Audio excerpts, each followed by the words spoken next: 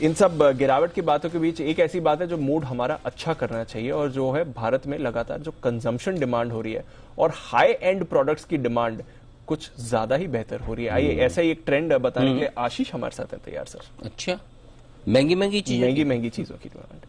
आशीष, panel पे भी किसी पे रिसर्च किया आपने या पैनल के बाहर की रिसर्च है ये?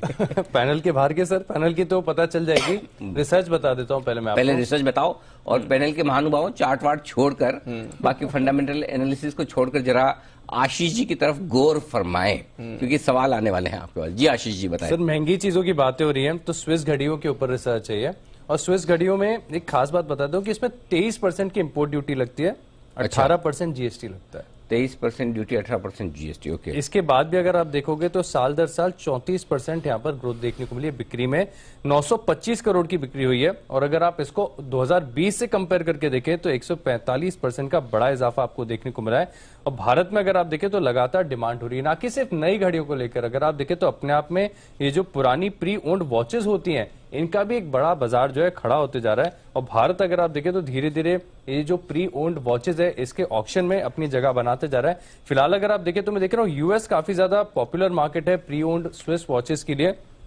और हमारी टीम ने सर इसको ही रिसर्च को कंपाइल करके भी देखा कि कौन सी ऐसी घड़ी है, इसका कितना औसत प्राइस है। तो काफी लोकप्रिय नाम है, मशहूर नाम है, सबने सुना होता है, राडो। यहाँ पर अगर आप देखें तो औसत प्राइस है 3 लाख का एक घड़ी का।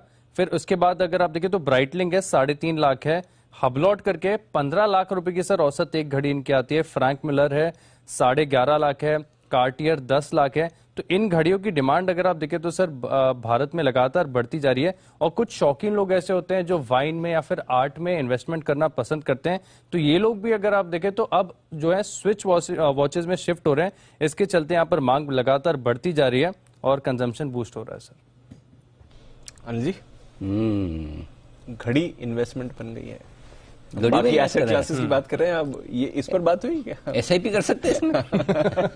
तो कितने की आती घड़ियां ये? 3 लाख, 4 लाख, टेग ह्यूर, राडो, क्या IWC क्या है सर? ये भी एक ब्रांड है। और बताओ जरा।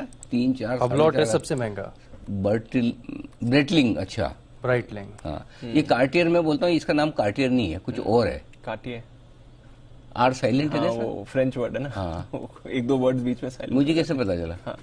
वो अभी मैंने जो वीकेंड पे ये किया था ना इंटरव्यू, शंकर सर का जी, तो शंकर सर बोले थे मुझे, अच्छा, ये बोले अनिल कभी दुबई में आके देख मॉल में, तो उन्होंने गुची और कार्टियर नाम बोला तो मैं समझ गया वो आर सर ने तो खाया नहीं होगा पक्का इसमें आर साइलेंट ही होगा। हाँ, ये सब घड़ियां इतनी महंगी। कुणाल जी, आपको पता था इतनी महंगी आती है घड़ियां? अनिल जी देखिए, मुझे पता था अनिल जी, वक्त की कीमत होती है अनिल जी, और जैसे जैसे अनिल जी वक्त की कीमत बढ़ रही है अनिल जी, उसी तरह घड़ियों की भी कीमत बढ़ रही है। अभी मैंने अनिल जी हाल में सुना है कि आपने भी पढ़ा होगा अनिल जी कि अभी एक कस्टम्स ने एक किसी को पकड़ा था, स्मगलर को।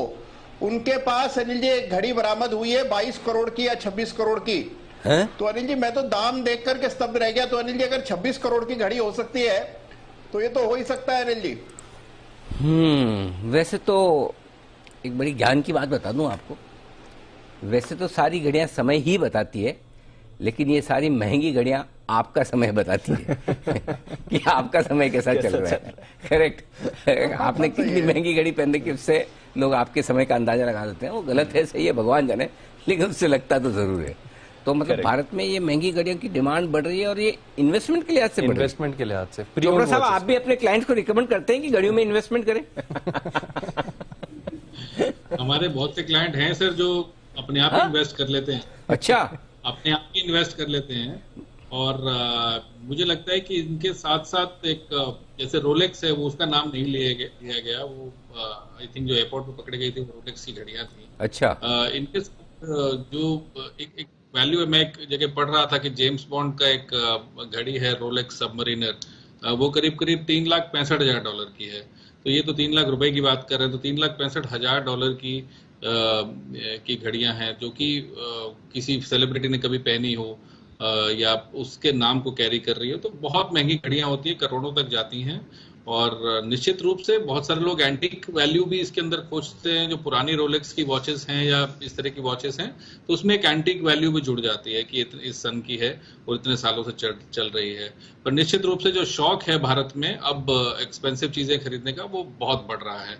हमने देखा इथॉस का पीछे आईपीओ भी आया, और जहां पर भी हम बड़े मॉल्स में या कहीं पे भी जाते हैं शॉपिंग के लिए, तो इथॉस के जनरली शॉप्स होती हैं। तो भारत में ये चलन बढ़ रहा है और अच्छी बात है। लोग पहले अपना पैसा छुपा के रखते थे, अब थोड़ा खर्चा कर रहे हैं अपने ऊपर।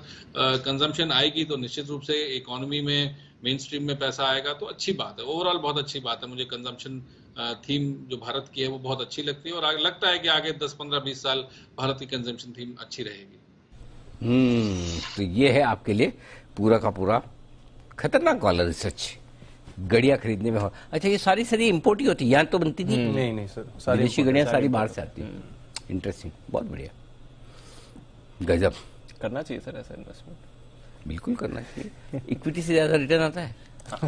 नहीं ना? इक्विटी से ज्यादा लिक्विड है?